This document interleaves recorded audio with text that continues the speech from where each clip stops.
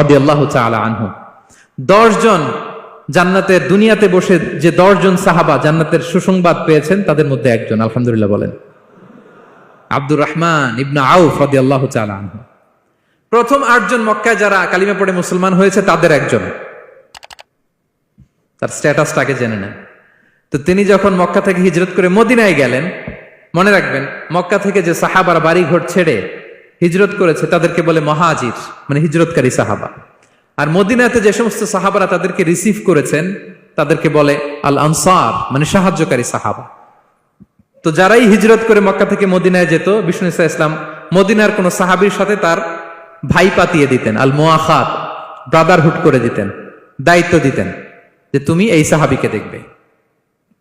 তো আব্দুর রহমান ইবনে আউফ রাদিয়াল্লাহু তাআলা আনহু যখন হিজরত করে গেলেন, তার দেখভাল করার জন্য যে সাহাবীর দায়িত্ব পড়ল তার নাম হচ্ছে সাআদ ইবনে রাবিয়া, আনসারী সাহাবী রাদিয়াল্লাহু তাআলা আনহু। বিষ্ণু বললেন, সাআদ, আব্দুর রহমান ইবনে আউফ তোমার ভাই, ভাই বানিয়ে দিলেন। কি বানিয়ে দিলেন? তুমি তাকে টেক কেয়ার করবে, সে হবে তোমার মেহমান। সুবহানাল্লাহ।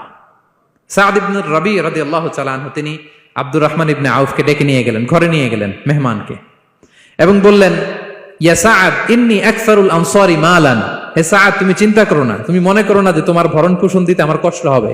আমি মদিনার সবচাইতে বড় বিজনেস ম্যাগনেট, সবচাইতে বড় বিজনেস ম্যাগনেট আমি। No tension, don't worry about it. Tension নিও না, আসো, তোমার জন্য আমার কি প্রপোজাল শোনো। ফাআকসিমু লাকা নিসফা মালি, আমার যত সম্পদ আছে আমি অর্ধেক তোমার দিয়ে দিব। সুবহানাল্লাহ। এত আসতে আপনার বাড়িতে কেউ মেহমান হলে করতে পারবেন এরকম? আল্লাহ, কেমন প্রেরণার বাতিঘর তারা।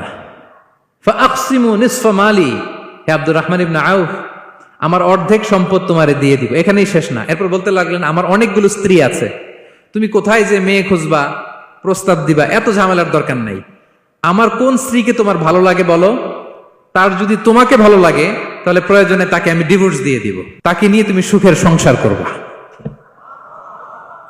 আল্লাহু আকবার, আল্লাহু আকবার। অর্ধেক সম্পদ দিয়ে দিব, আমার একাধিক স্ত্রী আছে, কাউকে যদি তোমার পছন্দ হয় এবং সেও যদি তোমাকে পছন্দ করে, প্রয়োজনে তাকে ডিভোর্স দিব। New life, new career, just go on. আমরা এই সুযোগ পেলে কি করতাম? সাথে সাথে অর্ধেক সম্পদ নিয়ে নিতাম, ঠিক কিনা? আব্দুর রহমান ইবনে আউফ প্রেরণার বাতিঘর। উনি কি করলেন? উনি বললেন, লা হাজাতা লি ফি যালিক।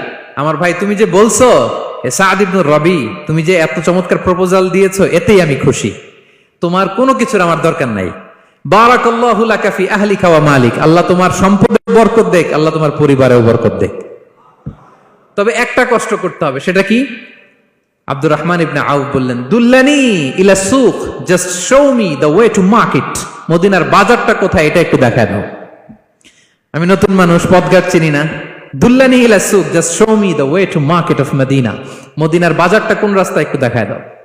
আল্লাহু আকবার।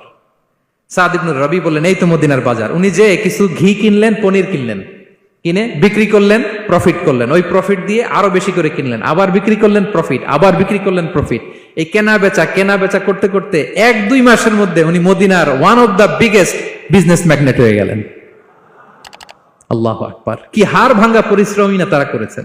একেবারে রেডি ক্যারিয়ার ছিল, গেলাম সবচেয়ে বড় বিজনেসম্যানের অর্ধেক সম্পত্তি পেয়ে গেলাম। He didn't accept the ready career, rather